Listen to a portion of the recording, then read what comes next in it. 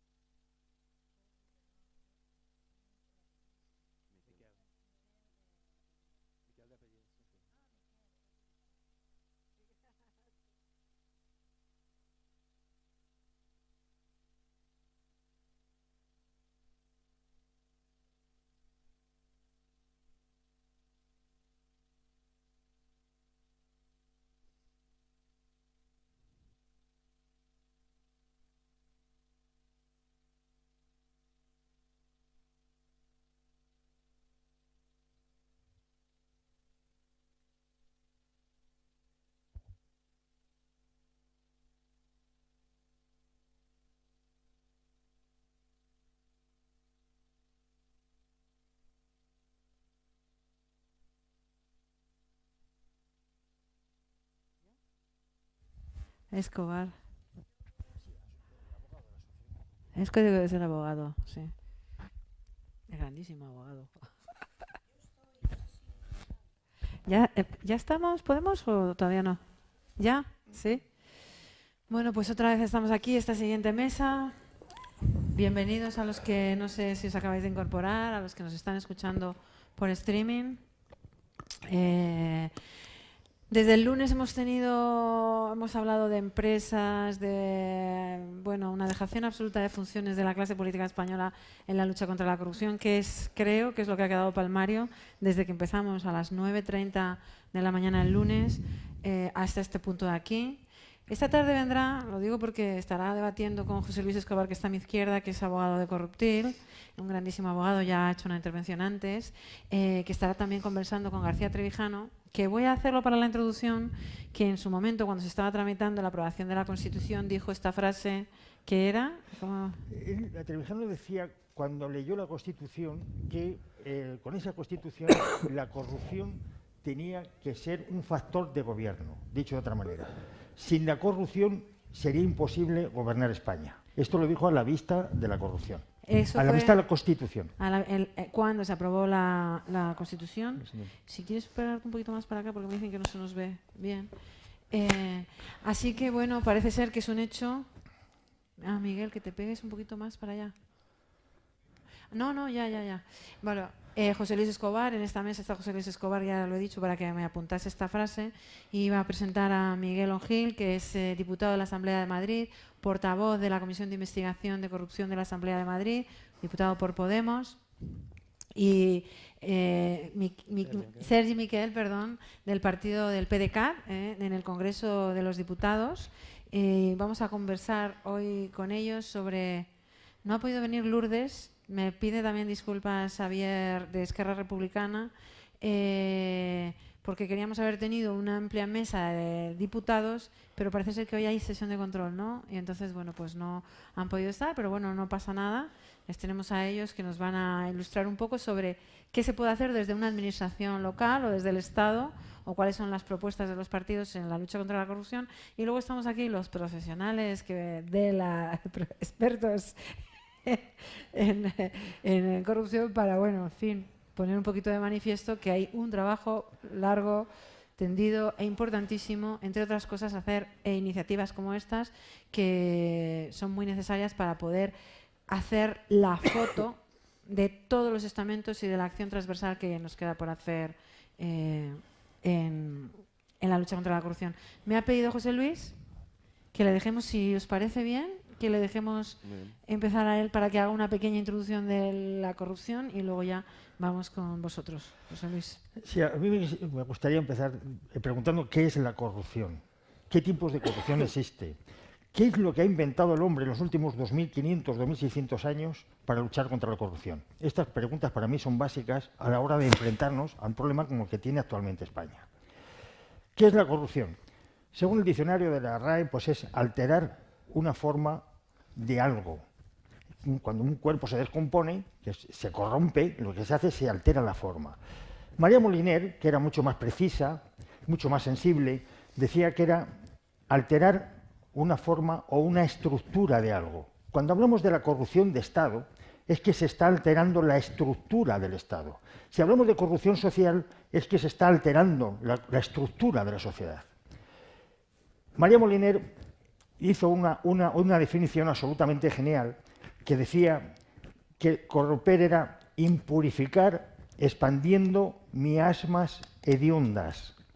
Impurificar repartiendo o expandiendo miasmas es infectar. Uno de los efectos de la corrupción es que cuando hay corrupción en el gobierno o cuando hay corrupción en la administración, se filtra hacia abajo, se expanden las miasmas. Las miasmas es lo que llevaba Edipo, que como había matado a su padre y se había acostado con su madre, allá donde iba había peste, se expandía la infección. Eso exactamente es la corrupción. ¿Cómo se inicia la corrupción? Porque siempre hablamos de corrupción, el corrupto es el que se lleva dinero. No empieza en la corrupción, ese es un efecto de la corrupción. La corrupción empieza por lo intelectual. Cuando un partido político, cuando un político, cuando un empresario que asume unos principios de su partido, de sus votantes o de su empresa y los traiciona, empieza a corromper la estructura de su partido, de su persona o de la sociedad, imaginaos, de la empresa. En definitiva, el primer paso para la corrupción es la traición a los principios. El primer paso para la corrupción del Estado es la traición a los principios de ese Estado o de esa sociedad. ¿Qué principios tiene el Estado? Tienen principios que se han ganado, o se han adquirido, o se han heredado por la tradición, como por ejemplo el principio de justicia, el principio de igualdad. ¿Y dónde se reflejan esos principios? Esos principios se reflejan en la ley. Tenemos aquí a diputados que pertenecen al Poder Legislativo. La obligación en principio que tienen los diputados es recoger el etos social, es decir, el carácter social, y plasmarlo en una ley. Cuando esa ley se vulnera por parte del que tiene el poder, estamos hablando de corrupción. Se empieza por lo intelectual, se sigue por la moral, porque quien traiciona sus principios traiciona la moral, traiciona el etos social, el carácter social. Y se termina por la corrupción económica, robando. Pero el robar no es más que un efecto de la traición, de la corrupción moral, que a su vez es un efecto de la corrupción intelectual. Bien, ¿qué se ha inventado el hombre para luchar contra la corrupción? El hombre por naturaleza pues tiende al mal. Esto se dieron cuenta pues en el siglo VI a.C. o en el siglo V, ya tenemos a Platón. Platón dice, mira, el gobernante tiene que ser honesto y además tiene que ser filósofo, tiene que ser sabio, porque un gobernante que sea honesto, pero que sea tonto, puede hacer mucho daño. Esta tradición la heredó Aristóteles, de Aristóteles, y eso mismo, todo eso duró toda la Edad Media. Hubo otro que fue genial en el trato de la corrupción, que fue Confucio. Confucio en el siglo VI a.C. dijo, mira, para que alguien llegue a la administración tiene que pasar unos exámenes tremendos. Había una especie de oposiciones. Para que os hagáis una idea, los que aspiraban a ser funcionarios tenían varios exámenes, duraban 4 días, y uno de los exámenes era, sabiendo lo que sabes de historia, te pongo un problema social actual y aplicando los conocimientos que tienes históricos, dime cómo va a evolucionar. Es decir, tenía que analizar la historia, tenía que analizar las fuerzas que están en confrontación y tenía que adivinar por dónde iba a salir. Es decir, es como si ves venir un tren de lejos. No sabes lo que va a pasar a partir de un punto, pero por la trayectoria, el peso, la velocidad, la habilidad del conductor, puedes averiguar cómo va a evolucionar a partir de cierto punto, aunque no lo veas. Bien. Se dio un caso, el sistema de Confucio duró 1200 años y Confucio exigía que el funcionario fuera absolutamente honrado. Se dio un caso porque ha quedado registrado que un emperador que se llamaba Li Yu quería nombrar primer ministro a un funcionario y ordenó a un pintor que fuera a su casa porque tenía fama de estar con mujeres, de hacer orgías en casa, y si eso era así, no se le podía nombrar primer ministro. Y ordenó a un pintor en el año 950 que fuera a su casa y le hicieron un retrato de todo lo que veía, como una especie de fotos, como un detective privado. Se metió en su casa y pintó, y eso lo hemos heredado, lo conocemos, pintó que había mujeres vestidas, en teoría tenía que haberse encontrado ahí una orgía, mujeres vestidas, algunas tocando el laúd, y lo único que vio así de impresión de que podía haber algún tipo de divertimento sexual, pues era una cama con una alfombra roja y un laúd que simbolizaba un mito erótico, un símbolo erótico. Pero no había esa orgía que decía. Bastó eso para que no le nombraran primer ministro. Con el tiempo se supo que ese funcionario se adivinó que el imperio, que era el imperio Tang, iba a durar muy poquito y que si le nombraban primer ministro iba a terminar mal, lo iban a ejecutar. Y lo que hizo fue propagar de que era un sinvergüenza para, aplicando el método de Confucio, no lo nombraran primer ministro. O sea, lo hizo adrede. Bien, pues todo esto siguió hasta Maquiavelo. Maquiavelo dijo, oye, estáis diciendo que llegue al poder los buenos, pero ¿no os habéis dado cuenta que cuando alguien llega al poder legitima todo lo que ha hecho para llegar al poder? Por ejemplo de Sila. Sila, en el año 81 a.C., se hizo dictador de Roma, se cargó a todo lo que había que cargar, tenía el mismo principio que tenía Marat en la Revolución Francesa. Vamos a matar a 400 o 500 porque ahorramos posiblemente 12.000 o 13.000 muertos después. Bien. Sila, cuando terminó el mandato, se quedó en Roma y murió en la cama. Bien querido por todos. En España no tenemos aquí, alguien da un golpe de Estado, provoca una guerra civil, está 40 años en el poder y se le legitima. Nadie le combate. Y muere en la cama, en olor de santidad. Maquiavelo se dio cuenta de esto y dice, cuidado con lo que estáis haciendo, de escoger a la gente o exigiendo que sean honestos, porque algo falla, porque cuando alguien llega al poder, todo lo demás es honesto. Y estuvimos 200 años sin saber por dónde tirar hasta que apareció Montesquieu. Montesquieu dijo, mira, la única forma de parar al poder, la corrupción, es con otro poder. Legislativo, ejecutivo y judicial. ¿Qué condición? Hay que elegir al ejecutivo. ¿Cuántos de vosotros habéis votado un presidente del gobierno? Levantar la mano. En España nunca se ha votado presidente del gobierno. Nunca ha habido un legislativo votado por los españoles. Luego estaba el legislativo. Pero el legislativo en España no se vota, no votas a tu representante, votas una lista que tú no eliges. A ti te dan una lista y dices, si quieres puedes meter esta lista, esta, pero tú no eliges a quien mire en la lista. Y ese es el legislativo. Y el judicial, dijo Montesquieu, que era un casi poder, y lo único que se exigía es que fuera independiente. En España los jueces son independientes. Pero quien gana las elecciones dice, son todos independientes, pero al Constitucional y al Supremo, que son los que tienen la última palabra, a esos los nombro yo. Bien los nombra el partido, bien sea a través del Congreso, a través de la mayoría del Congreso, a través de la mayoría del Senado, a través de la mayoría del Consejo General del Poder Judicial o a través del Gobierno, pero los nombra él. Es decir, todos los jueces son independientes, excepto el que tiene la última palabra.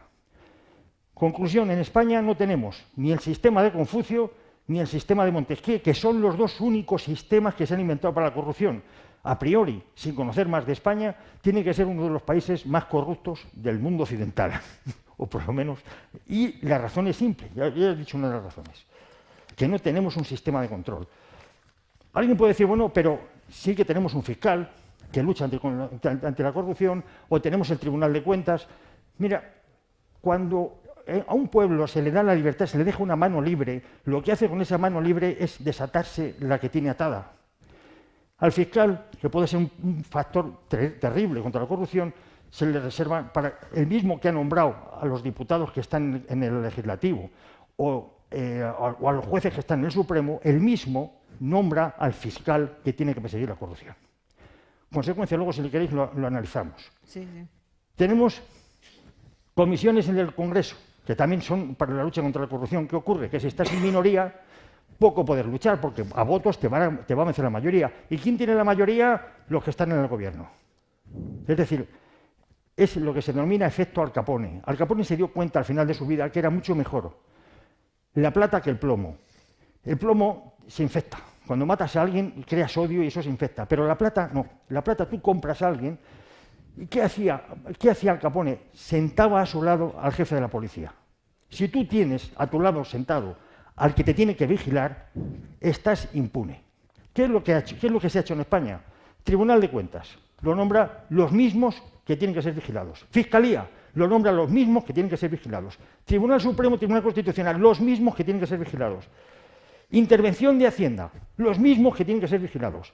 Por este motivo, ni el Tribunal de Cuentas ni la Intervención de Hacienda descubren la corrupción. Acabamos de ver a unos periodistas que sí que descubren la corrupción, porque eso no lo ha hecho la Intervención de Cuentas y está para eso, porque eso no lo ha hecho la Fiscalía, porque eso no lo ha hecho Hacienda, porque se produce el efecto Al Capone. El que tiene que vigilar es el mismo, está sentado al lado del corrupto. Y aquí llegamos a los diputados que tienen una mala... Después de esta introducción no tienen una buena salida. Los diputados, en teoría, defienden a la nación, al pueblo, a nosotros. Diferencio, Estado. El Estado es el Ministerio de Educación, la Consellería de Bienestar Social y la Concejalía de Medio Ambiente. El Estado son los estamentos. La nación somos nosotros. Ellos deben representarnos a nosotros. Cuando hay un problema de corrupción, nuestra voz, nuestra única defensa son ellos. Ahora bien, es una cuestión que me gustaría respondieran. Ellos, cuando votan en el Congreso, ¿a quién obedecen? ¿A los ciudadanos que nos han votado? ¿Los conocen siquiera? ¿Los ciudadanos que les han votado los conocen personalmente? ¿Saben quién son? ¿A quién obedecen? ¿Al partido? Aquel que insinúe, ordene a un diputado mandar, ese es su mandante, y ellos son representantes de su mandante. Cuando hablamos de representación, jurídicamente siempre se dice que la representación es un mandato. ¿Quién manda a los diputados? Aquel que los mande es el representado por ellos. Si resulta que a los diputados les mandan los mismos que tienen que ser vigilados por ellos, es decir, se han introducido en el Estado, los ciudadanos estamos indefensos. Y por definición, al no existir ningún tipo de control sobre la corrupción, tenemos que estar forzosamente en un Estado corrupto, puesto que la corrupción es impune casi siempre. Y dicho esto, los pido un fuerte aplauso porque se lo merecen por estar aquí. Desde luego, eso sí que es verdad, que veréis que ellos dos se van a recibir lo que deberían estar recibiendo otros, quizás, pero bueno. José Luis, entre otras cosas, participa de una plataforma que se llama Diputado de Distrito, que tiene claro, en su base tiene que el sistema electoral español es una de las bases más importantes para que el sistema sea corrupto, porque en vez de representar a los diputados, en vez de representar a los ciudadanos, representan a los partidos. Así que una de las cosas, haciendo un resumen que recogemos, es que lo que hemos visto aquí en estos días, está claro, el controlador está controlado, así que va a ser imposible que hasta que no cambiemos esas leyes y el controlador deje de estar controlado, no se va a poder controlar a la clase política española, y para eso se requiere legislar. Ley integral contra la corrupción política, fundamental, porque tiene que hacer una acción transversal, desde, ya lo hemos dicho, voy a repetirlo, es el mantra, la tutela penal, tutela institucional, los medios educativos, la protección de las víctimas, la protección integral, un edificio de respuesta como la Agencia Española Anticorrupción, pero todo eso lo tienen que hacer las asambleas legislativas. En este caso tenemos aquí una representación del Congreso de los Diputados, el Estado, y otra de una asamblea legislativa de una comunidad autónoma, que Miguel además sabe mucho de corrupción, porque como está de portavoz de la Comisión de Investigación de Corrupción, lleva 2 años muy intensos, ¿no? Aprendiendo mucho. Ha sido un máster. Ha sido un mega máster, que ya lo dijo ayer. Entonces, si te parece bien, vamos a dar paso primero al Congreso, ya que es la entidad superior, y después pasamos a las asambleas. Un poco, ya no cuáles son las medidas de vuestro partido en concreto, sino tu visión.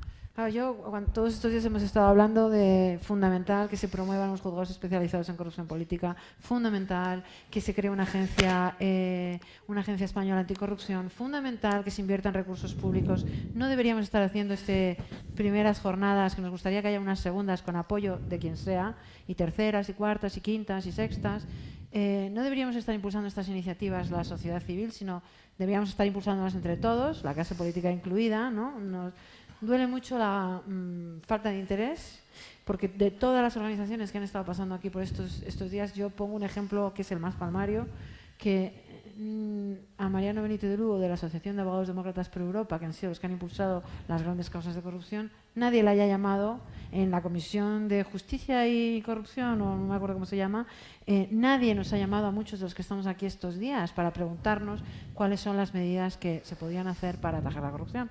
Así que, aparte de las medidas vuestras que podáis proponer, las concretas que se están tramitando en esa mesa, y aparte de la que ya voy a hacer aquí en el Congreso de los Diputados, ya oísteis hablar estos días que están tramitando una ley, lo vimos hablar de Simona Levi, que la llaman la Ley de Ciudadanos, que ya os lo adelanto mi opinión antes de que nos la dé aquí el diputado presente en representación, que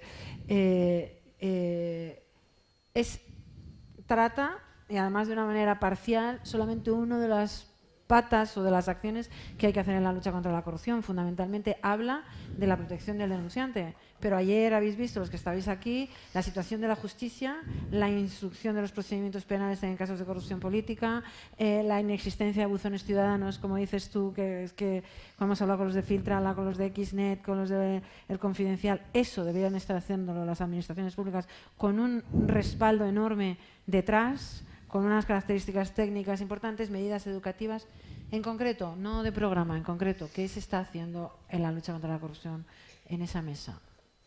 Bueno, en primer lugar, buenos días, gracias por invitarnos, excusar a Lourdes, que es quien tenía que estar hoy aquí, que de hecho es la ponente de mi grupo en la ley que se está tramitando en el Congreso, en esa ley de Ciudadanos. Después de esta introducción yo estaba a punto de marcharme. Porque claro, superar esta tesis histórico-filosófica política sobre la corrupción es difícil. Sí que hay algunas cosas que creo que son interesantes remarcar. De hecho, en lo que te refieres a los trámites, justamente ayer se cerró lo que era el periodo de presentación de enmiendas a la ley. Ahora, hoy empieza una nueva fase en la que están previstas diferentes comparecencias, diferentes visitas.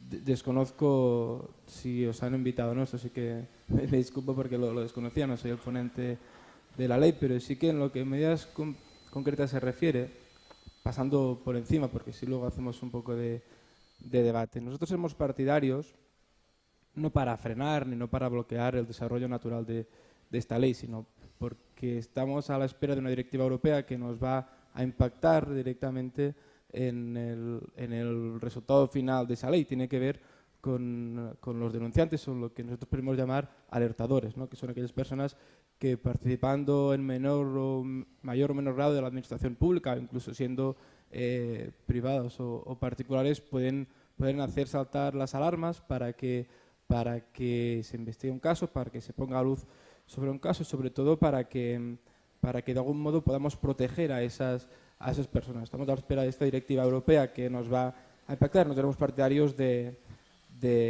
darle tiempo a la ley, de no precipitar. En todo caso, Ciudadanos decidió tirar en ese sentido y nosotros lo seguimos y hemos presentado centenares de enmiendas a esa ley para que sea una ley lo más efectiva y eficiente posible.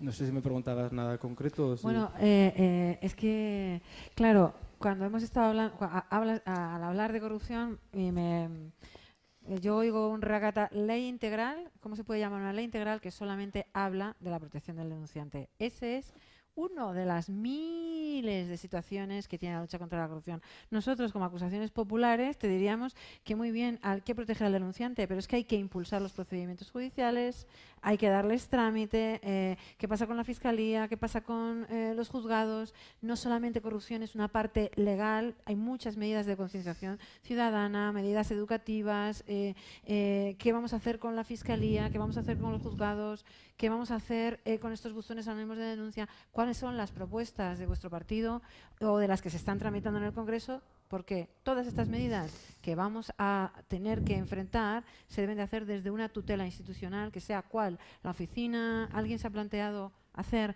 una ley integral? Que ya, ya os lanzamos ahí el guante. A mí me parece que, no voy a decir lo que es un insulto a la inteligencia, pero no es una ley integral. No debería llamarse una ley integral porque al que la está proponiendo, si la llama integral, es que desconoce la materia. No, fíjate, No sé si José Luis estará de acuerdo. cogiendo lo que apuntaba él al final de su intervención, lo que hace falta aquí, ya al igual no salimos del tema, pero es un proceso de reflexión profunda sobre la separación de poderes, sobre la configuración del modelo de Estado que hay ahora en España. Ese es el tema, ¿no? Pero eso sobrepasa los límites de lo que llamamos corrupción, porque eso es cómo este país quiere autogestionarse, cómo este país quiere gestionar sus propias instituciones y cómo elige, no sé, cómo elige a los diputados es la punta del iceberg, ¿no? En realidad de lo que hay que hablar es de una reforma profunda de todo. Bueno. Y no estamos aquí. No estamos aquí. No. Por eso lo digo. Lo digo porque nosotros, cuando hemos hecho un esqueleto borrador de una posible ley integral contra la corrupción política, no habla de cambiar el sistema del Estado. Yo no pretendo modificar la LOREC. Ponemos como ejemplo, está colgado en nuestra web, en proyectos, dentro de corruptil.com, proyectos, ley integral contra la corrupción política. Hemos hecho una especie de esqueleto borrador siguiendo la experiencia de la implementación de la ley integral contra la violencia de género, ¿vale? Es una lacra social que requiere una respuesta integral, ¿vale? No hace falta cambiar ni toda la Constitución, ni no, simplemente con hacer una agencia española anticorrupción que coordine de manera eficaz los recursos existentes, que los recursos existentes sean independientes y estén dotados presupuestariamente, y hagamos una modificación, como se hizo también en la Ley Integral contra la Violencia de Género, en Ley Orgánica del Poder Judicial para los juzgados especializados. No son tantas medidas, pero son medidas de mucho impacto en la lucha contra la corrupción. Solamente con poder instruir los procedimientos judiciales de corrupción política con la celeridad con la que se hacen en violencia de género, y que tuviesen una dotación presupuestaria espectacular esos juzgados, y que la elección de los jueces, que por cierto debían tener, ya nos lo dijo también el juez Villegas, lo escuchaste, es la falta de preparación profesional de los órganos de auxilio judicial y de los jueces en temas tan complejos como son las macrocausas de corrupción, que tienes que saber de todo. Entonces, ¿cuáles serían las propuestas? No de cambio, sino en estas concretas. Ya sé que te has venido sustituyendo y te lo agradecemos, pero ahí tenemos un poco el borrador esqueleto de lo que serían los títulos que, según nuestra opinión, debieran tratarse títulos, capítulos y más o menos artículos. Tutela institucional, muy importante. No sé si habéis hablado alguna vez de alguna agencia española anticorrupción. Bueno, fíjate que nosotros lideramos en Cataluña. Cataluña tiene una agencia propia anticorrupción, antifraude. La lideramos nosotros desde el gobierno, de la mano de una ley de transparencia y buen gobierno que salió definitiva en 2014. Y es una agencia antifraude, la catalana, que es homologada por la Unión Europea, que tiene presupuesto propio, que tiene libertad para impulsar sus propias causas y que tiene sobre todo control parlamentario estricto, con lo cual, partiendo de la base de esa ley es la que nosotros intentamos aplicar, que de hecho las enmiendas presentadas en esta ley que se terminó mañana iban orientadas en ese sentido. Y yo lo que te decía es que la ley que tenemos ahora encima de la mesa es una ley que viene acotada, que viene limitada, y que lo que debemos abrir, por eso cogía su intervención, es si lo que queremos es abordar un debate más profundo, que tenemos que saltar el marco de la ley que tenemos ahora encima de la mesa. Hay que ampliarlo. A nuestro juicio hay que ampliarlo muchísimo. Pero claro, esa tramitación parlamentaria a lo mejor ya estamos fuera para poder vamos a hablar de una agencia española anticorrupción, Claro, es que yo creo que en esta ley concreta no cabe. No, por eso lo decía, que lo que hay que abordar es saltar los marcos de lo que hay ahora encima. Esa que se quede ahí, que la aprueben, y luego podemos seguir con la siguiente, que sea integral de verdad. Voy a preguntarle a Miguel cómo hacemos desde las asambleas legislativas en este caso en la Comunidad de Madrid, que ya sabemos todos que hay mucha corrupción en Madrid. De verdad que es mucho trabajo. Bueno, en primer lugar, buenos días, muchas gracias y gracias por la invitación. Si me permites, cojo un poco el hilo de la primera intervención de qué es la corrupción, quién nos representa y para qué. Y luego entro un poco también a la ley, que también la he seguido, he ayudado a mis compañeros del Congreso a enmendar la ley de denunciantes y creo que también puedo entrar en el tema, ¿no? Sobre la primera pregunta, primero, ¿qué es la corrupción?, ¿no? Que es que has empezado por ahí, y esta misma mañana ha salido una noticia en el diario en el que decía que miembros del PP, del PSOE y de Ciudadanos habían aceptado un viaje de una farmacéutica que les llamaba a Dublín, ¿no?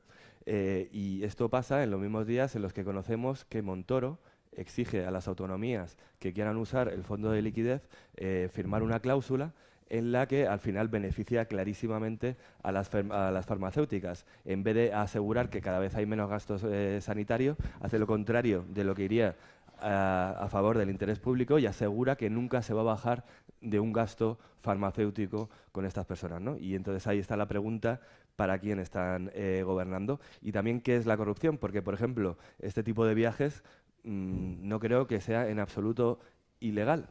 Y, sin embargo, creo que todos intuimos que no es una buena práctica y que esto lleva a estas cosas, ¿no? Y entonces me lleva también a hablar porque en otros países que a veces admiramos, simplemente por una multa de tráfico, por haber copiado un trabajo en la universidad, ha habido ministros que han renunciado, que han tenido que dimitir. Y aquí ni siquiera denuncia, aunque el fiscal haga o que tengas que comparecer en el juicio, como hizo Rajoy en la Gürtel, que la fiscal diga todo lo que ha dicho sobre las pruebas abrumadoras que existen. Y sin embargo no pasa. Pues creo que también hay que pensar tres tipos de agentes o tres tipos de grupos de personas que pueden actuar cuando salta un caso de corrupción, ¿no? Por un lado está el propio sistema político y, en particular, los compañeros de partido. Estamos demasiado acostumbrados a que sean los principales defensores, sean los compañeros de partido. En estos países también se ven abocados a dimitir porque enseguida hay un interés dentro del partido por deshacerse de las personas más nocivas, y nadie se quiere acercar porque también a la vez acaba empeorando las propias posibilidades de la gente que se acerca a esa persona para progresar dentro del partido, conseguir mejores cargos y todo. Y tenemos una ley de partidos que está totalmente hueca de significado y que no empodera a los militantes para exigir rendición de cuentas dentro de los propios partidos, ni hay mecanismos a lo mejor revocatorios, o por ejemplo que haya unos congresos del partido cada máximo, a lo mejor cada 2 años o cada 3 años, para que se pueda desafiar y renovar las direcciones de los partidos, ¿no? Este tipo de medidas creo que nunca se habla de ellas y son más importantes de lo que parece, ¿no? En segundo lugar, ¿quién puede reaccionar ante un caso de corrupción? Pues un poco lo que es la esfera pública y fundamentalmente los medios de comunicación. Tampoco voy a entrar a abrir todo este melón. Ayer estuve y se habló en gran parte de eso, pero creo que tenemos unos medios, particularmente en papel, que son especialmente sumisos con el poder y especialmente beligerante con la gente más vulnerable. Y eso es un problema que también tiene que ver con políticas públicas. Dice, uy, cuidado que está el de Podemos hablando de regular las comunicaciones, además en esta facultad. Bueno, ya está regulado. Hay una ley de 2005 y está mal regulado. Y eso es lo que permite que pues Esperanza Aguirre pueda regalar emisoras de TDT a sus amigos, que se pueda financiar sin límite a medios de comunicación que si no quebrarían sin las ayudas públicas. Eso también da mucho que ver con las dependencias financieras, que también generan dependencias políticas, ¿no? Y en último lugar, los ciudadanos. Como vemos aquí, es un gran foro de representar un montón de gente preocupada que le gustaría, si estamos todos aquí reunidos, si todos tenemos el mayor interés por acabar por la corrupción, si voluntarios no faltarían, si hay toda la mejor voluntad del mundo, ¿por qué sigue sin faltar? Pues creo que los ciudadanos todavía se nos tratan como menores de edad. Tenemos algunos de nuestros derechos tutelados y no se desata totalmente la capacidad de una ciudadanía activa y vigilante que pueda poner contra las cuerdas a los políticos. Hay cosas, por ejemplo, en otros países, con un número de firmas, tú puedes presentar un recurso al Tribunal Constitucional, por ejemplo. Aquí todos estos derechos están siempre tutelados a través de partidos políticos, que son ellos los que tienen que decidir si hacen este tipo de recurso o no. También hablábamos ayer de cómo la acusación popular es casi la última vía que le queda a una sociedad civil organizada para plantarle cara a la corrupción. Y sin embargo son años y años de procesos, son miles y miles de euros, y muy pocas organizaciones pueden sustentar este tipo de de trabajo, ¿no? Por eso yo creo que hay que pensar este tipo de cosas. Cuando hablamos también es un poco, yo creo que se reconoce como parte del discurso de Podemos de las puertas giratorias, ¿no? Y esto tiene que ver con lo que hablábamos antes de las farmacéuticas, ¿no? O sea, si al final las mismas personas que legislan sobre el sector eléctrico son las mismas personas que acaban como altos directivos, lo que se van a preocupar es que este sistema, y aún desde una perspectiva de libre mercado, o sea, este mercado sea un mercado acotado, tenga barreras de entrada, crezcan los beneficios y nunca beneficie al consumidor, que en última instancia es la gente, ¿no? Para eso también creo que hace falta un pensamiento de nosotros como representantes públicos, nosotros como un partido político, cómo le ponemos coto a estas inercias que te llevan a lo mejor con el paso del tiempo a acabar olvidando a quién representas, ¿no?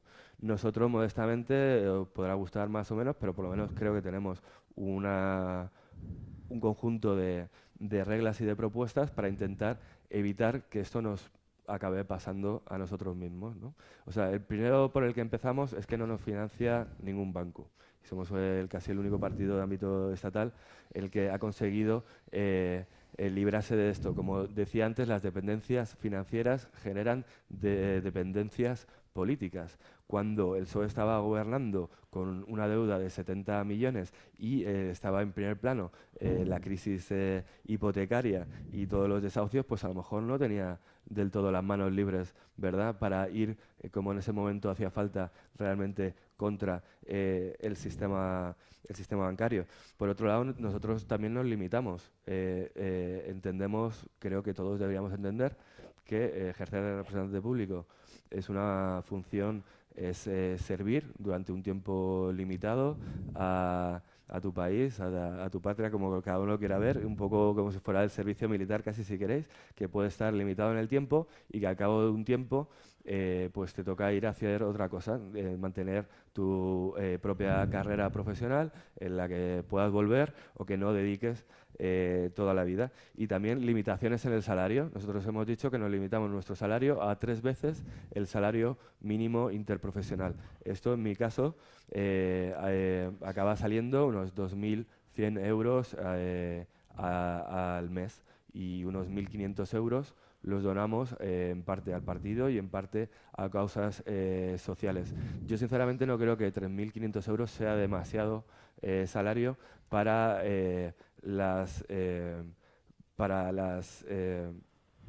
los problemas que te pueden surgir casi a nivel personal, ¿no? O sea, te pueden arrastrar tu nombre por las portadas de los periódicos, sea verdad o no, estás dando la cara. No, tampoco voy a defender, obviamente, ese nivel de salario, pero hay una gran responsabilidad junto con ello. Pero lo importante es que no se despeguen nuestros intereses de los que representamos, y creo que ha sido un orgullo ver cómo este año se nos ha subido a nosotros también, a los parlamentarios, el sueldo un poco, porque también a la gente que está cobrando el salario mínimo interprofesional también se lo ha subido. A mí me parece un trato estupendo. Si a la gente que peor le va un poquito mejor, entonces nos permitimos que a nosotros nos vaya también un poco mejor, ¿no? Y luego, pues para permanecer un poco cercanos, en el caso de la Comunidad de Madrid, nosotros nos repartimos. Yo soy el responsable de un distrito de la Comunidad de Madrid y también soy un responsable de una zona, en este caso de la Sierra Noroeste, en el que, bueno, pues sigo un poco como van nuestros compañeros en esos pueblos. Creo que me enrollé un montón y no he llegado a la ley. Si pasamos. Sí. Yo, antes de darle el paso a José Luis, que seguro que tiene mucho que decir, a ver si podemos hacer una precisión. Hay muchísimas leyes y muchísimas cosas que se pueden tocar para mejorar la lucha contra la corrupción, que son de ámbito enorme, pero hay muchas acciones que se pueden hacer con una ley integral como la de violencia de género, que vuelvo a insistir, echarle un vistazo en el borrador esqueleto de la ley que proponemos. Bueno, es un esqueleto borrador de lo que podíamos empezar a hablar, que habla de más una cosa, acotar un poco, porque es que si no es inabarcable, y habla de medidas concretas. Yo, por ejemplo, si estuviese, que te voy a preguntar ahora qué medidas concretas aparecen en el programa vuestro en la Comunidad de Madrid, pero si yo estuviese en vuestro lugar, propondría, no hay una agencia madrileña de tutela, pues una agencia madrileña de anticorrupción, porque lo que estábamos escuchando ayer al juez que hablaba de la falta de recursos, muchos vienen de las administraciones autonómicas, de los juzgados. Así que como hay una Consejería de Justicia, que esa agencia pudiese... lo acabo de pensar mientras estás hablando, o sea, que pudiese articular todas las medidas coordinadas que tengan que ver con corrupción. Puede ser el apoyo a los juzgados, o sea, voy a batallar en la Asamblea y además cuando vuelva a presentarme a las elecciones autonómicas en mi programa voy a llevar medidas concretas que tengan que ver con inversión en programas educativos, que hay montones de cosas, como lo que hablábamos, no sé si estabas el otro día que hablábamos de unos que se pueden hacer, videojuegos educativos, acciones igual que se hacían en violencia de género con los colegios para informar de qué es la asamblea, qué es el tribunal o los que controlan las cuentas, o sea, hacer un poco de didáctica de una manera entretenida de cuáles son las campañas que hay de concienciación o qué voy a proponer en mi programa sobre qué yo propondría, ¿no? Campañas de concienciación. ¿Cuál es el buzón anónimo que se propone para o sea, un poco medidas concretas, porque si no nos vamos al macro que ahí no vamos a poder abordarlo. Y le voy a dar la voz antes de pasarlo a Sergi, a José Luis para que... Sí. Mira, yo creo que hay que dejar una cosa clara. Han salido ya varias veces a lo largo de la mañana el tema de por qué otros países tienen una moral tan estricta y España tiene la moral que tiene. Yo diría más que España, los países mediterráneos. Pues podemos hablar también de Italia, de la Tangentópolis, que por cierto pasaron lo que estamos pasando nosotros ahora, lo pasó en el año 92, 93, lo pasó Italia. En Italia decía Bertino Cracci, en el año 82, decía que si arrancáramos la mafia de Italia, arrancaríamos con ella las raíces mismas del Estado italiano. Bien, podemos decir en España, si arrancamos la corrupción en España, arrancaríamos las raíces mismas del Estado español. Esto lo decía pero a Bertino soluciones, Bien. que No, el diagnóstico lo tenemos hecho. Un momento. Cuando hablamos de que en otros países existe una moral diferente a la de España, tenemos que considerar que esto es muy importante y esto es básico, que toda sociedad solamente puede tener aquella forma de gobierno que corresponde a sus principios. Vuelvo a repetir, la sociedad solamente puede tener la forma de gobierno que corresponde a sus principios. ¿Qué ocurre en Alemania o qué ocurre en los países nórdicos? Que tienen una formación calvinista. Con un calvinista nace condenado o nace salvado, no puede hacer nada por evitarlo. Si se le pilla copiando en un examen, está claro que ya está condenado, haga lo que haga, está condenado. Pero un católico no, un católico puede matar a medio mundo, al día siguiente se confiesa y aquí no ha pasado nada. Esa es la diferencia, esa es la raíz moral entre los países nórdicos y los países protestantes y nosotros, los países católicos. ¿Cómo se cambia el etos social, la moral de una sociedad? Con la educación. Estamos en la universidad. La universidad es el cerebro de la nación. De aquí es donde deberían de partir las ideas. El etos social se cambia desde esta institución y desde los colegios y desde los institutos. Segundo, ¿qué ocurre con la sociedad en España? Hablo de la sociedad civil. Hemos hablado de qué era el Estado. Los partidos políticos, según el artículo 9 de la Constitución, están metidos en el Estado. ¿Qué ocurre con la sociedad civil? Con el resto. Nos organizamos de tres maneras. Uno, los partidos políticos, que ya hemos dicho que son estatales, están en el Estado, pero bueno, es una forma de organizar la sociedad civil. Otras son los sindicatos y otras son las organizaciones de consumidores y usuarios. ¿Qué ha ocurrido en España? Se ha hecho unas leyes, tanto para partidos, sindicatos y organizaciones de consumidores y usuarios, según las cuales las mayoritarias tienen representación, tienen voz y voto y reciben unas subvenciones impresionantes. ¿Qué ocurre? Cuando al Estado no le interesa que un sindicato salga a la calle, basta que le insinúe que para los presupuestos del año que viene no va a haber una partida como la anterior. ¿Qué significa eso para cualquier organización de este tipo? Significa tener que despedir a gente, significa tener que no poder pagar alquileres. Se viene la organización abajo. está presa de las subvenciones. Igual pasaba con los medios de comunicación que viven, entre otras cosas, de la publicidad estatal, institucional. Si tú se la quitas, caen. Si tú al país o al mundo le quitas la publicidad estatal, cae. ¿Qué tienen que hacer? Pues lo mismo que los sindicatos, las OCU. Yo lo digo por experiencia, porque yo hice una OCU que tiene entre los estatutos, un articulado de los estatutos, prohibido terminantemente recibir €1 de la administración. Terminantemente prohibido. ¿Qué ocurre cuando hay una organización civil que tiene prohibido terminantemente recibir €1 de la administración? Pues que se dedica a lo que se tiene que dedicar. En este caso, la organización, defender a los consumidores, o más concretamente, machacar a todo el que se mueva y haya pruebas en referencia a la corrupción. ¿Qué ocurre con estas asociaciones? Claro, se les echan todas las administraciones encima. Tenemos notificaciones todos los días de que has presentado un error en las cuentas. Todos los días nos están dando por saco por la administración. Eso es molestísimo. Pero esto no se repite nada más que aquí. Porque, ¿qué sindicatos, qué partidos, qué organizaciones de consumidores, de usuarios conocéis vosotros que sean puramente civiles? Es decir, que no reciban €1 del Estado. Ninguna. En cuanto a las medidas concretas. Sí, medidas concretas ahora voy. porque la Vamos a ver primero el diagnóstico sobre las medidas concretas de los que se van a informar de la corrupción. Yo voy a poner aquí la parte de donde sale el dinero son de las empresas. Voy a poner un ejemplo. Varias empresas se lo reparten por regiones. Por ejemplo, optan a las obras públicas de un ayuntamiento de una comunidad autónoma. ¿Qué ha ocurrido durante 30 años? Que nada más podían optar aquellas que subvencionaban a los partidos directas o indirectamente. Vamos a poner que entre esas empresas haya gente honrada. Y dice, yo no subvenciono a nadie. Yo presento mi propuesta y si es la mejor que me la den. ¿Qué ha ocurrido con ellos? Que como no los han elegido, puesto que no han subvencionado a los partidos, o a las personas que representan los partidos, han desaparecido porque no les han dado obras. Han tenido que irse. Ahora yo pregunto, ¿qué podemos hacer para que ese empresario que es honesto y se niega al chantaje de tener que dar dinero para que le den obras públicas o que le den cualquier tipo de concesión, ¿qué podemos hacer por él? ¿Qué ley podemos hacer para que ese hombre pueda hacerlo? Si es que no se me ocurre ninguna. A mí sí, a mí sí, que José Luis tiene bueno, voy aquí a matizar un poco, porque hay que procurar primero saltar la desesperanza. Voy a compartir lo que vivió España en el año 2004 con la aprobación de la ley integral. Yo, que ya lo he dicho varias veces aquí, venía de ese sector de trabajar con las organizaciones de mujeres víctimas de violencia, como abogada, estaba conectada con varias organizaciones, ¿vale? Y ¿qué supuso?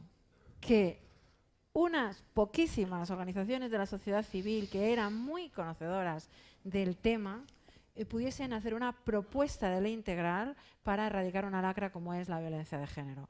Supuso que ellas, que eran las expertas, ayudaron al Congreso de los Diputados a redactar esta ley que le da una respuesta integral a una lacra social y que ha tenido un impacto brutal, que no se mide solamente, insisto, en el tema de que cuántas mujeres han muerto, se han dejado de morirse o ha habido menos, se mide en un amplísimo espectro de cuestiones que esa ley modificó. Primero, la primera de todas, para erradicar una lacra social de la magnitud de esa, había que construir un edificio que supusiese la tutela institucional.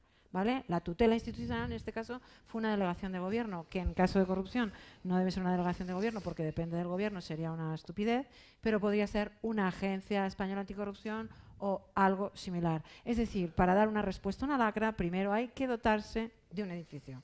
El edificio tendríamos que llamarlo de una forma y ponernos de acuerdo cómo sería. A eso lo hemos llamado en el esqueleto borrador de la ley la tutela institucional. ¿Desde dónde nos vamos a dar las medidas y desde dónde vamos a implementar las medidas que hicieron? Aparte se construyó este edificio desde donde se iba a dar la respuesta, que era la tutela institucional. Y ahora, ¿qué vamos a hacer? Primero, nos vamos a dotar de recursos económicos enormes para poder llevar a cabo esta política. Tiene que haber una voluntad del legislativo, ya sea en las asambleas legislativas o en el Congreso de los Diputados, para poner muchos recursos públicos en una lacra social, en este caso es la corrupción.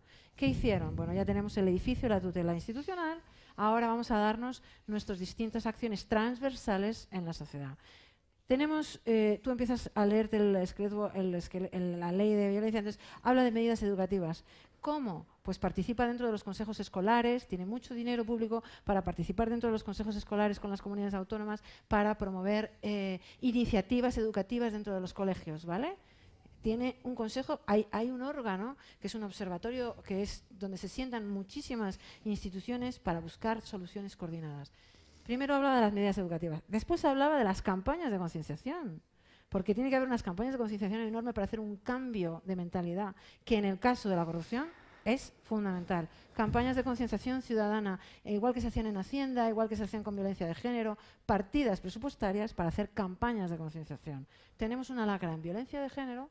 Ocurría una cosa, tú defendías a una mujer que había sido víctima de violencia y te llegaba al despacho con el ojo morado, el brazo roto, ¿y ahora qué hacemos con esto?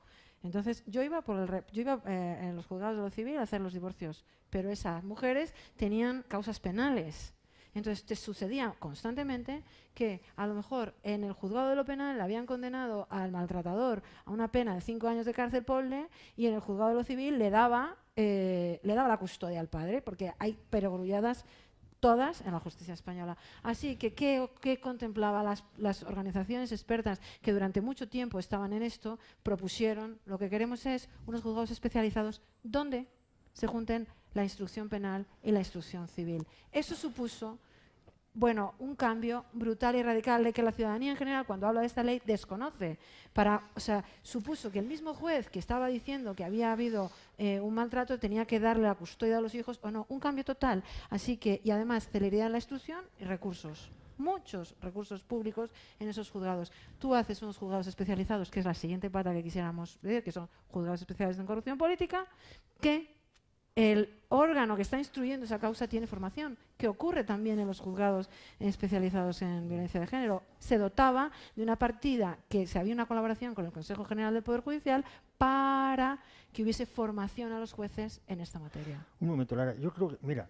Déjame que voy a terminar de contar un poco la idea que se nos ocurrió. Y luego otra, buzones anónimos de denuncias, el 016, en el caso de violencia de género, 016, pues vamos a hacer unos buzones ciudadanos de denuncia anónimos, como hace Filtrala, como hace Xnet, como hace el Confidencial, que no tiene por qué ser que los tengan que hacer los ciudadanos, sino las administraciones públicas. Dinero para hacer unos buzones ciudadanos de denuncia que detrás tengan un sistema de protección, porque los que se han sentado aquí han dicho no hay seguridad en los sistemas que se utilizan, no hay seguridad para el denunciante y además te piden que digas tu nombre, con lo cual nadie va a denunciar. Y que detrás de esos buzones anónimos de denuncia haya un montón de profesionales de todos los ámbitos que promuevan las causas como en coordinación con la Fiscalía, o sea, buzones anónimos que dependan de las administraciones públicas, que hay un solo buzón ciudadano con características técnicas que está en Barcelona, los 8.000 y pico ayuntamientos no tienen. Luego, hablábamos de las medidas de las campañas con los medios de comunicación, también recogió esa ley, medios de comunicación, prohibió la publicidad sexista. Claro, yo cuando digo, ¿cómo mides el impacto de una ley? ¿Pues lo mides en el número de mujeres que han muerto? No, lo mides en que mis hijos han crecido sin publicidad sexista. Y aunque parezca un dato anecdótico, no tiene nada que ver con la generación mía que crecía con unas campañas de yo soy Jax, vuelve el hombre, no tiene nada que ver, o sea, mi hijo no tiene nada que ver con los chavales con los que yo, cuando tenía su edad, no tiene nada que ver. Entonces, concretamente, acciones concretas que sean fáciles de abordar. Lo hemos hecho en España, es una ley que ha sido referencia en el ámbito extranjero porque daba una respuesta integral, ¿vale? Coordinada con la Fiscalía, coordinada con los juzgados, coordinaban incluso hasta con los centros de atención primaria, ¿no? Entonces, en este caso, para mí, debe haber una coordinación desde una agencia o lo que sea que coordine con la Fiscalía, que además le dé muchos más recursos, que el Consejo General del Poder Judicial tenga mucho dinero para poder formar esos jueces que van a estar en esos juzgados especializados, que por Dios no los elijan los políticos, cuáles son los jueces, porque ya hemos visto las cosas que suceden en las causas de corrupción política. Con los jueces amigos vendrá Mariano Benítez de Lugo esta tarde para hablar de que porque había una acusación popular, 4 abogados, a los que los españoles le debemos todo, lo vais a escuchar esta tarde, porque había una acusación popular que solicitó la recusación de los jueces amigos, porque nos llenamos la boca a los políticos de hablar de Gürtel, pero es que ahora mismo, si no llega a ser por ADADE, Asociación de Abogados Demócratas Europeos, acusación popular, no la Fiscalía, no nadie, ADADE, estaría juzgando la Gürtel los jueces amigos. López y Espejel. Entonces tiene que haber una cultura de primero formarse, informarse, o sea, medidas concretas. Yo no quiero hablar del sexo de los ángeles, yo quiero hablar de qué ley vamos a darnos, desde qué tutela penal, de qué tutela institucional, qué nos vamos a dar y cómo nos vamos a dotar. Porque si empezamos a hablar de una cosa tan grande, de magnitud enorme, como es cambiar el sistema español, no, pero se puede hacer. Lo hemos hecho con una lacra social, como era la violencia de género, lo podemos hacer con una lacra como es la corrupción.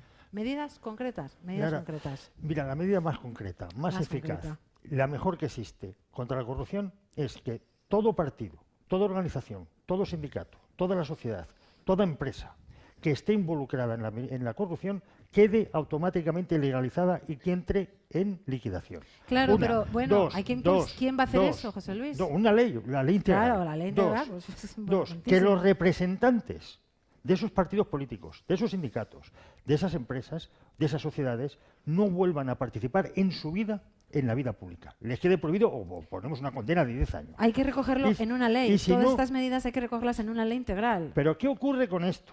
Imaginaros que esto se hace realidad. Partido político que se haya financiado ilegalmente entra en liquidación y queda disuelto. Y sus representantes, es decir, sus cabezas de turco, su ejecutiva, los que más mandan, quedan automáticamente fuera de la vida pública. Pero volvemos otra vez al genérico. No, El concreto. Esto no es genérico. Vamos a ver cuando ¿Eso es cuando cambiar la ley de partidos? No, perdona, no es concreto. Perdona, vamos a ver. Eso es cuando hay una condena penal de este tipo se hace una inhabilitación. ¿A quién se inhabilita en España por casos de corrupción? A 1 o 2 personas. Vamos a ver. Hace no mucho se pone una querella contra una serie de empresas. ¿A quién se imputa por un presunto delito? Se imputa a los consejeros delegados. Partidos políticos. Se querella por financiación ilegal. ¿A quién se imputa? Al hijo de Pepe el Tarterilla, porque ahí no aparecen los responsables, los que firman las cuentas. No Pero quiero decir, estamos hablando desde el sistema que tenemos ahora. Sí, Es que hay que cambiarlo. No, o sea, Lara. ¿desde dónde?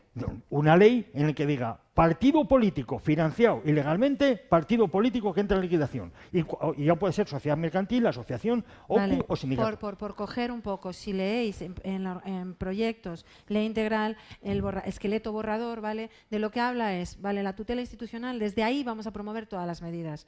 Habrá que hacer en colaboración con los juzgados, habrá que hacer en colaboración con el legislador la modificación. Otra de las cuestiones es la tutela penal.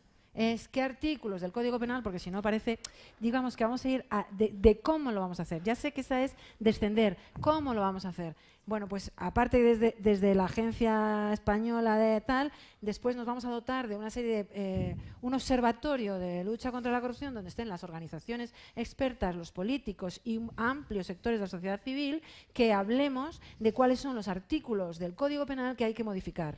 Todos estos, taca, taca, taca, taca. Yo no estoy diciendo cuáles son las medidas finales, porque es que si no, no nos dotamos del edificio de respuesta. Primero hay que hablar del edificio de respuesta. Vamos a hacer esto desde un observatorio que se creará ad hoc, se analizarán cuáles son las... es que en violencia de género se hizo así, se modificaba la ley orgánica del Poder Judicial, se modificaba... Entonces, desde un observatorio donde estaban los agentes de la sociedad civil, expertos, los políticos, los no sé qué, se habló de cuáles eran las medidas que había que cambiar. Yo quiero hablar un poco, fundamentalmente con ellos, de cuál es el edificio, o sea, las propuestas concretas. No vamos a cambiar, yo creo que ha quedado claro más o menos la idea de lo que tenemos en la cabeza, ¿no? Que es un poco lo que le he contado a las organizaciones expertas, que les ha parecido una idea buenísima y por eso están sentados aquí, porque creen que eso es lo que nos toca hacer desde las asambleas legislativas de las administraciones locales, desde el Congreso de los Diputados y desde las administraciones locales. Me dejo un poco apabullado porque yo es que sé mucho de esto a lo mejor y me lo llevo estudiando un rato. Pero a ver, te pillo desprevenido. En medidas concretas. Una parte son resumen de las enmiendas presentadas a propósito de esta ley y las otras son medidas concretas del programa que llevábamos. Me refería yo al principio y creo que, sobre todo en el escenario que planteabas tú al principio, que es como en un escenario, en un ayuntamiento o en una administración, ¿no? Llega a un constructor que tiene contactos directos con aquellos que son los responsables de otorgar las obras y creo que hay pocas medidas, pero hay algunas. Yo creo que garantizar, dar garantías a todas las personas que participan de ese proceso y quieran denunciarlo, creo que es un paso imprescindible. Entonces, a proteger al alertador, que es a lo que me refería yo al principio, creo que es una medida importante que no hay que menospreciar.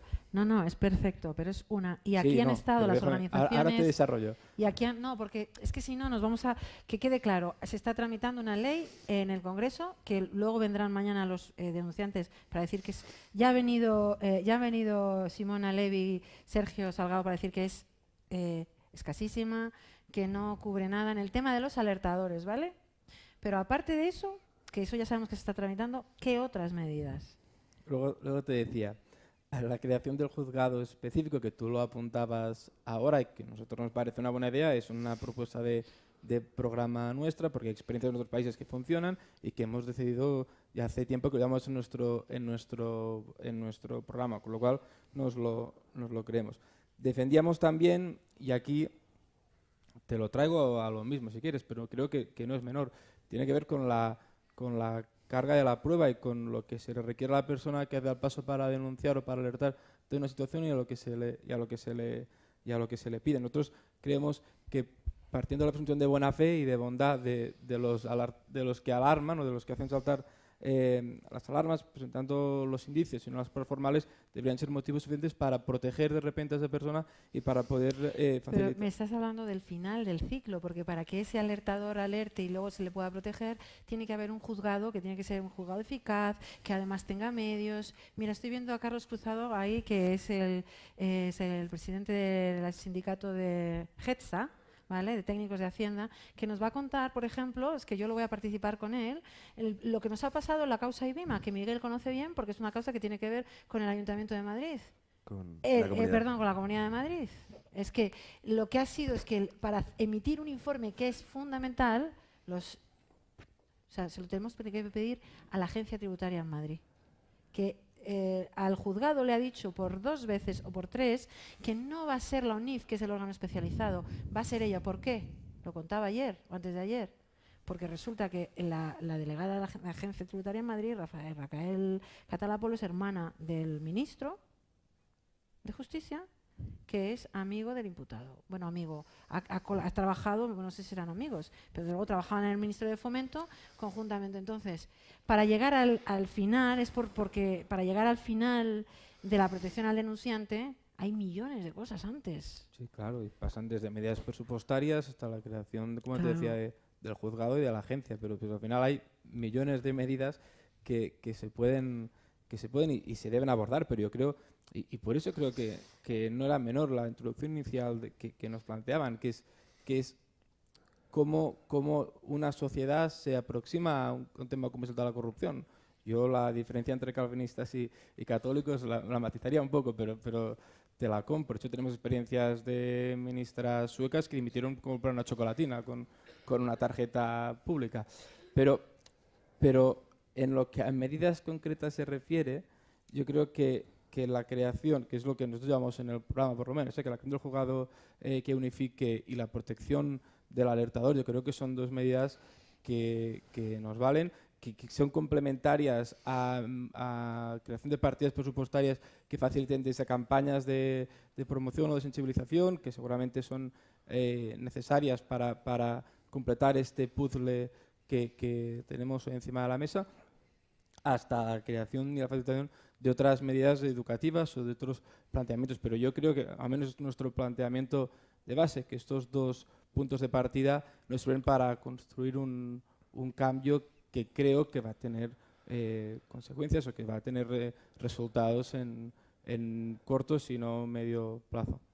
Yo antes, porque como luego se me va a olvidar, te sugiero que sugieras a Lourdes, que sugiera a la mesa, ya lo haremos, ¿no?, pero que sugiera a la mesa que hagamos un debate como este con los diputados y con unas cuantas organizaciones, ¿vale? Incluso que hagan ellos, que promuevan ellos una historia como esta. Yo les explico todas las ideas que hemos ido teniendo, sí, claro. Les doy todos los vídeos de todas las intervenciones, que habla de toda la acción transversal, ¿vale? Porque ayer teníamos una mesa que la escuchas y te quedas desolado. El controlador controlado.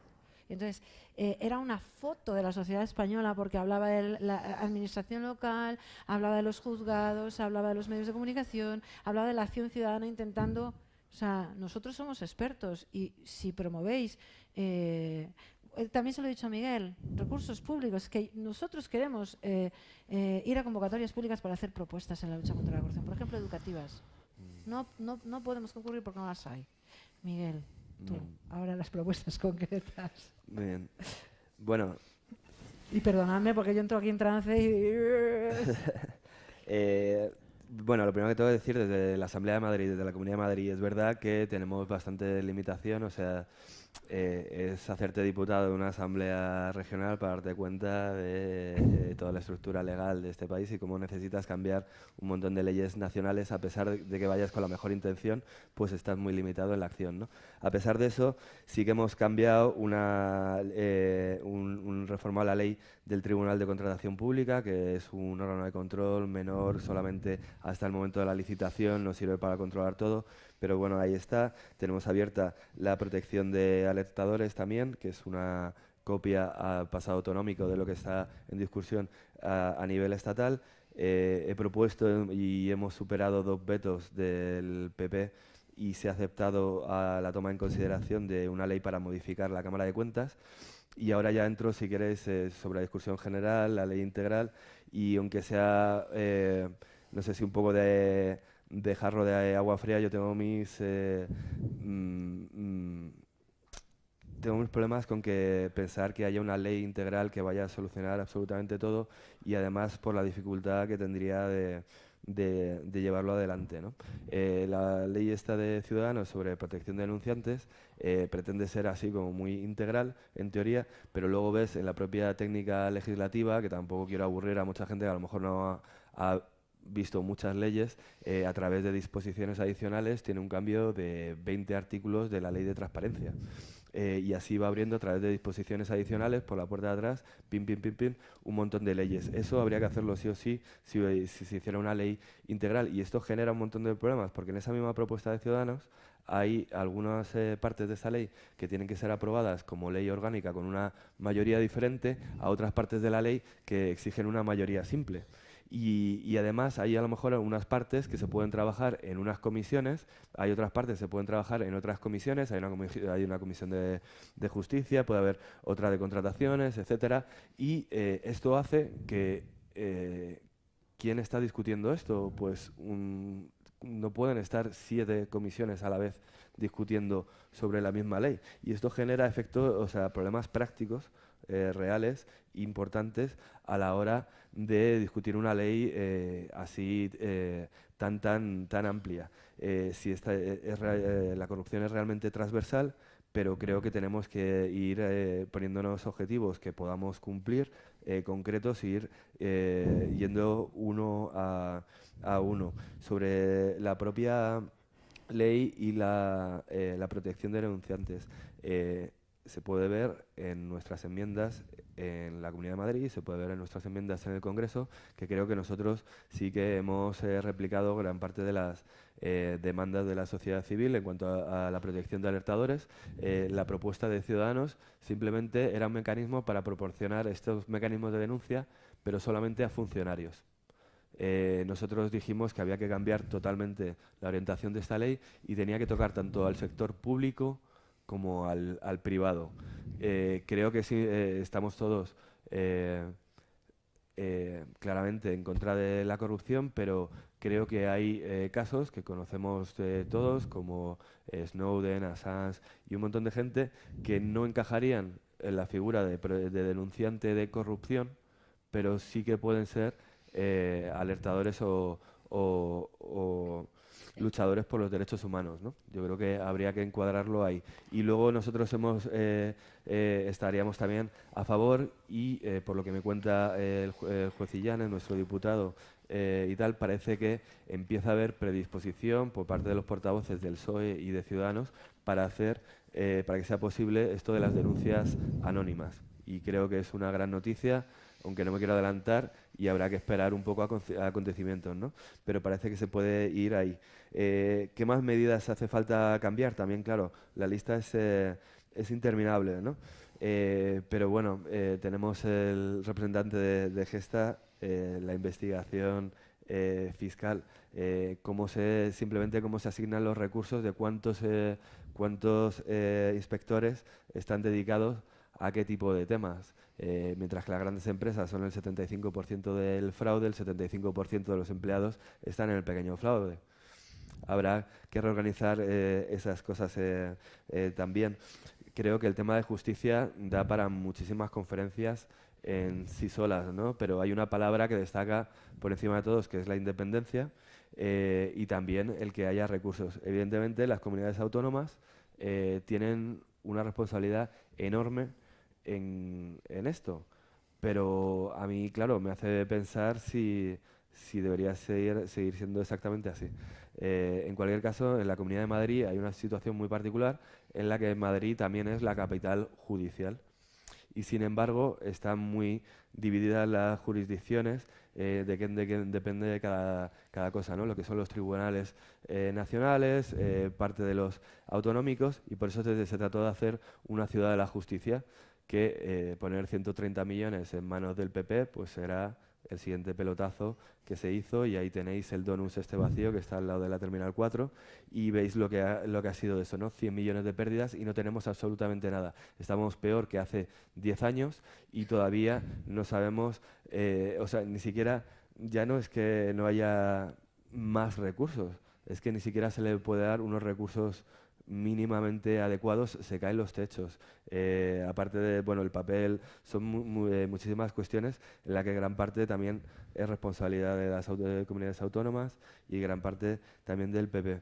Yo también, parte de lo que llamamos en nuestro programa, siempre metemos juntos, y no porque quede bien, un poco de transparencia y participación. O sea, yo creo que detrás de una corrupción hay una decisión. Antes no he dado, después de hablar tanto de qué es la corrupción, dar mi propia definición. Para mí la corrupción es la captura de decisiones políticas por parte de una minoría en contra de los intereses de una mayoría social. Y esta decisión puede ser dinero o no puede ser dinero, puede ser legal o no puede ser legal, o puede ser otro tipo de privilegio, trato de favor, etcétera, etcétera, ¿no? Entonces yo creo que en la medida en la que avancemos hacia unas instituciones más transparentes y más participativas, acabaremos con una de las características de todas las decisiones corruptas, y es que son arbitrarias. Por definición, y entonces creo que en la medida en la que las decisiones sean más transparentes, sean más abiertas, sean más compartidas, sea más fácil impugnarlas, siendo una parte implicada o un simple ciudadano vigilante. En la medida en la que abramos esa toma de decisiones, será cada vez más difícil tomar decisiones arbitrarias que puedan beneficiar a un individuo o a un pequeño grupo de individuos, ¿no? Y por eso, aunque parezca que no, una ley de participación, que lamentablemente ahora, por lo que estamos viendo, y por el caso de Cataluña, al final estamos viviendo una regresión y una criminalización casi de determinados mecanismos de participación, que creo que sería importante revertir. Y también tengo que decir, esto personalmente, esto no es la posición de Podemos. Yo creo que hay tantísimas instituciones que no funcionan y que tenemos que hacer funcionar, que me parece más prioritario eso que crear otras nuevas. Cuando hablamos de agendas antifraude, es que es inevitable mirar hacia Cataluña, porque si no me equivoco, el señor de Alfonso era el presidente que iba hablando de que la Fiscalía te lo afina. Te lo afina, sí. Pero bueno, que eso haya sucedido no quiere decir, lo que hay que mejorar son los sistemas de elección, la transparencia de los sistemas de elección, porque es que si no se traslada una sensación de desesperanza y de que no hay nada que hacer. Yo vuelvo a insistir. Sí, pero dígame una cosa, ¿por qué el señor de Alfonso, o por qué el director de una agencia antifraude, que siempre además tiene mecanismos todavía peores que justicia, de elección directa por cuotas o por parte de los partidos de ese responsable político, ¿por qué va a funcionar mejor que un juez de carrera o que un fiscal? Porque no hay coordinación entre todos los órganos. Si tú me lo preguntas Ya, a mí... pero yo creo mira, que se puede porque hacer otra a cosa través de también- órganos judiciales como No. fiscalías especializadas, lo has dicho, como juzgados No, porque los especializados, fiscales, no, porque como los fiscales etcétera. en las causas de corrupción, dependiendo, todos los que estamos en eso, te vamos a decir lo mismo. Es que la palabra es tuve la suerte de que el fiscal era experto en, o la mala suerte que los papeles de Bárcenas, el fiscal no hace nada mientras la fiscal de la Gürtel estás expuesto a un órgano que tiene una dependencia jerárquica con el político que está siendo imputado. Mira, Y yo entonces, lo he hecho en muchas reuniones también con protección de denunciantes. O sea, he estado mucho tiempo, muchas veces, con muchos de ellos y sinceramente, aunque esté aquí en público haciendo cosas que no tengo por qué tuitear o tratar de ganar de eso, a veces presentando un abogado, tratando de ayudar con cosillas, ¿no? Y de verdad que me tomo muy, muy en serio la protección de los denunciantes. Me lo tomo tan en serio que en la Comunidad de Madrid lo estamos parando de momento hasta que no haya una legislación estatal, porque creo que desde la Comunidad Autónoma no somos capaces de asegurar un sistema de protección efectivo de esta gente. Y creo que lo peor, la mayor irresponsabilidad que podríamos hacer es aprobar. Animarles. Hay veces que una mala ley es mejor que que no haya ley. En este caso, una mala ley es muchísimo peor a que no haya ley, porque yo me sentiría muy responsable, realmente, como responsable político, en este caso, de hacer una ley que incitara a hacer denuncias sin ser capaz de proteger a esos denunciantes, porque el efecto podría ser muchísimo peor. Y que estas denuncias pudieran estar en manos de quién, eso es una pregunta fundamental.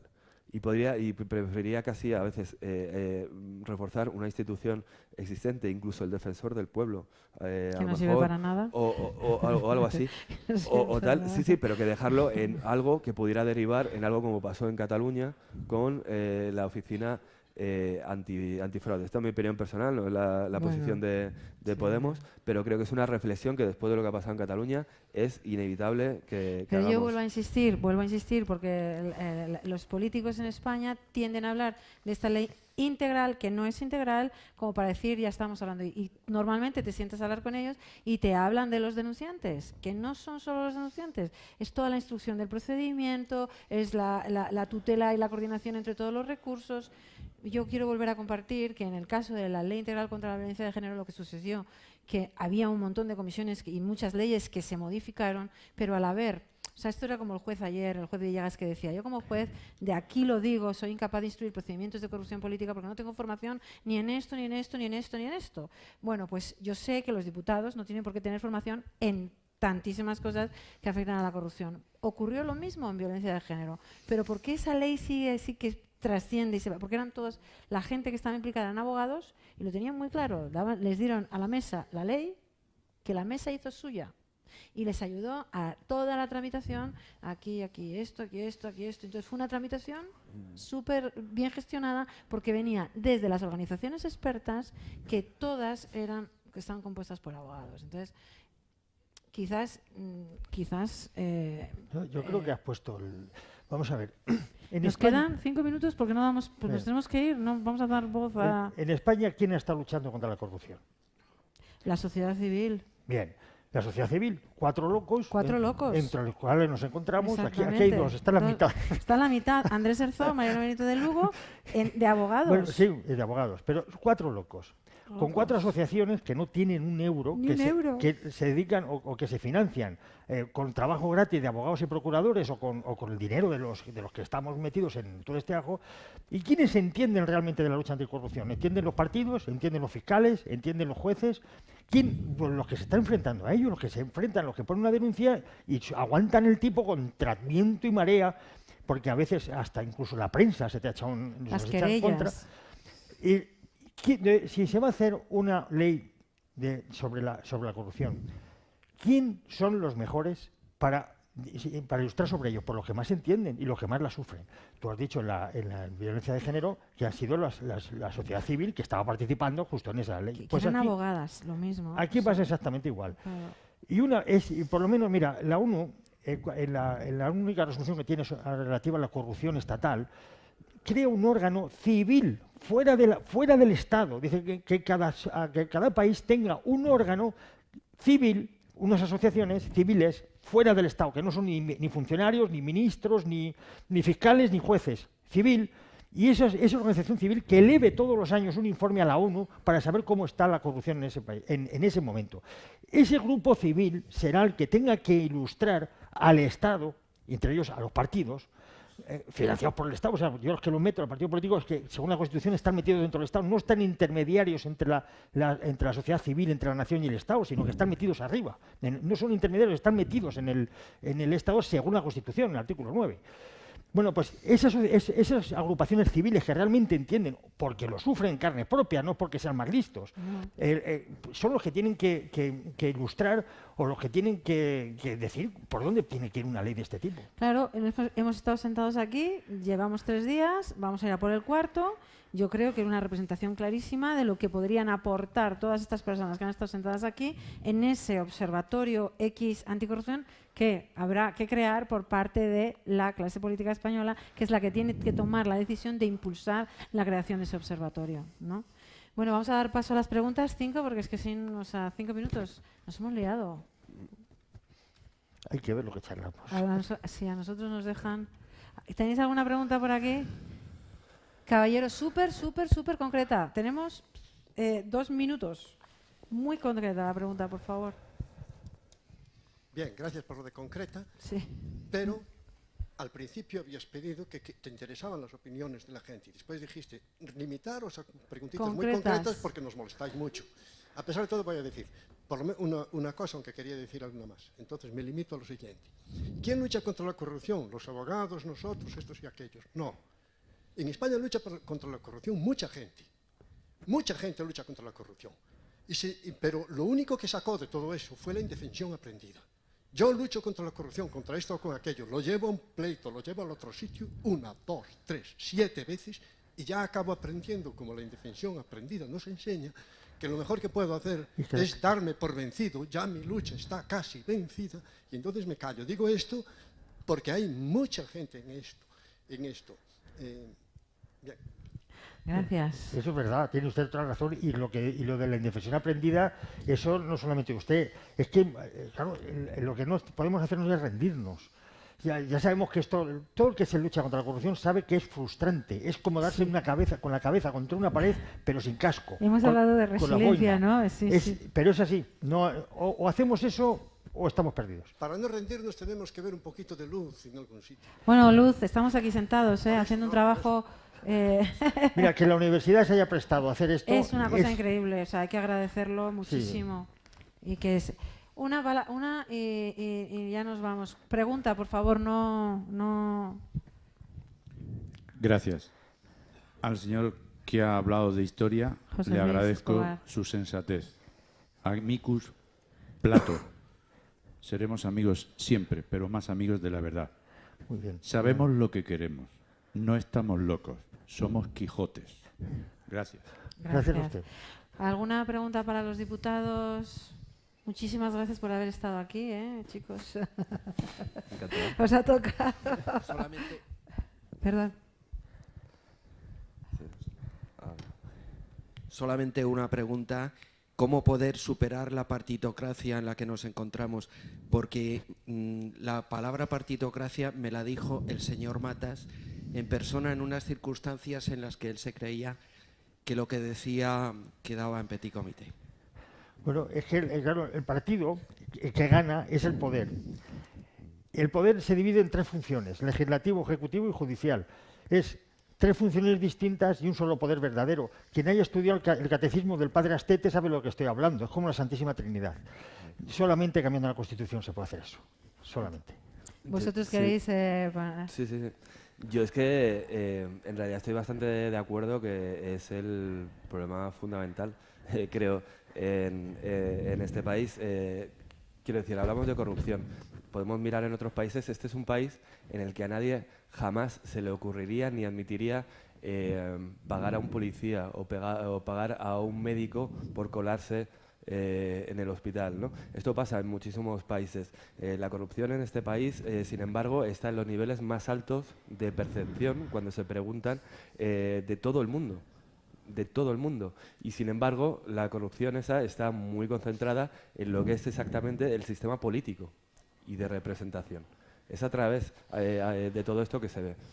Y creo que el sistema político tiene 3 barreras fundamentales que permite que se oxigene, se renueve o no, o que haya unas barreras importantes para que esto no pase, ¿no?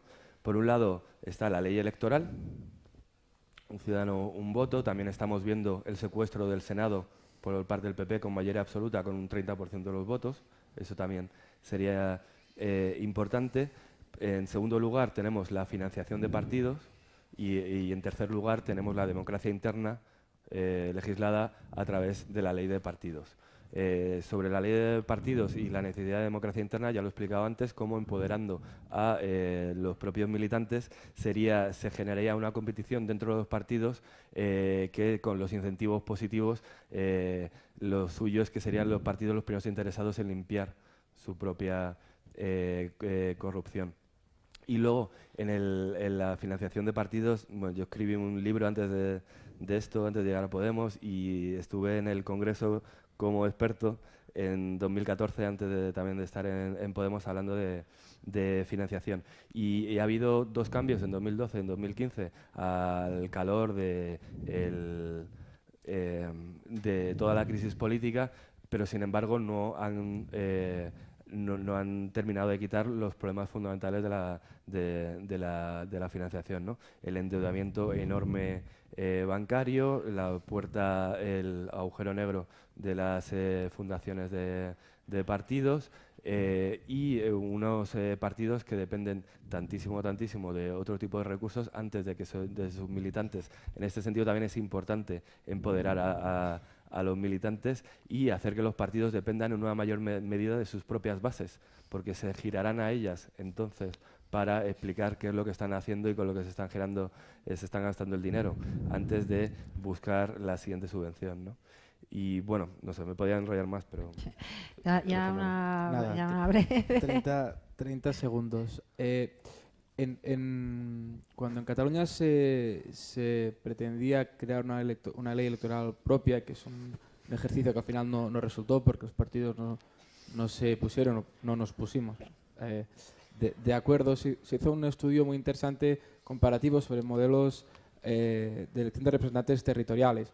Y hay un modelo que a mí me gusta especialmente y que creo que, sumado a algunas de las medidas que él planteaba, pero creo que es lo que yo más destacaría, que es el modelo alemán, que es un modelo híbrido entre listas cerradas y candidatos abiertos. Y eso lo que permite es que yo no tenga que dar explicaciones a los que se encuentran jerárquicamente superiores a mí en mi partido, sino que tenga que dar explicaciones a los ciudadanos que me votan, que son los que porque me tienen que conocer a mí, porque no votan a la lista, que es lo que decía al principio, sino que me votan a mí, y eso me obliga a mí a rendirles cuentas a ellos y no a mi partido. Yo creo que ese es un cambio que parece pequeño, pero que te permite saltar muchas cosas de repente, que te interpela como representante político y que te conecta con tus ciudadanos, que son en definitiva los que han confiado en ti, que te dan confianza otra vez o te la quitan en las siguientes elecciones en base a tu trabajo. Creo que ese es un ejercicio que no es muy difícil de conseguir y que da grandes resultados para terminar con las partitocracias. En eso estoy de acuerdo. Y a la vez, perdona, déjame que rompa algo a favor de los partidos, y a la vez permite que los partidos tengan margen para presentar sus candidatos individuales en una lista cerrada, porque creo que los partidos son un instrumento imprescindible en una democracia moderna, avanzada y madura, y creo que hay que protegerlos un poco también. Por eso creo que el modelo alemán, que te permite estas 2 caras, la cara de conectarte con un ciudadano, la cara de saltar el partido, a la vez que la cara de proteger el partido, creo que es un modelo interesante. Un minuto menos. Vamos a ver. Voy a poner un ejemplo, para ver el ciudadano cómo está representado y cómo está conectado con los diputados. Hay un conflicto ahora con el cava. Se le va a prohibir expandir más la industria del cava a Extremadura, ¿no? Para proteger un poco el cava catalán. Bien. Aquí tenemos la política siempre es enfrentamiento de intereses. Aquí tenemos 2 intereses enfrentados. Interés de la industria catalana e interés de la industria extremeña, en este caso, valenciana también, que debe de solventarse en una ley, quiere decir en el Congreso de los Diputados. ¿Quién representa a los extremeños? ¿Quién representa esa fuerza? ¿Quién representa a los catalanes? ¿Qué diputados están representados? ¿Quién son los que luchan por sus intereses allí? No existen. ¿Qué existen? Partidos. El diputado, ¿a qué obedece? Al partido. Pues bien, por definición, si obedece al partido, es representante del partido, porque el partido es un mandatario. Él sencillamente representa al partido, no al ciudadano, está absolutamente desconectado. Puede haber comunicación, se puede hablar con él, se puede mandar mail, pero está desconectado representativamente del ciudadano. Esa es la situación actual en España. Pues muchas gracias, José Luis. Muchísimas gracias a todos por estar ahí, a vosotros por venir. Muchas gracias y a vosotros esperemos que este sea el primer por hacer paso estas cosas. de una gran amistad. Gracias a vosotros. Bueno, igual es también. el segundo, ¿no? Okay. No, yo tengo un premio, Miguel.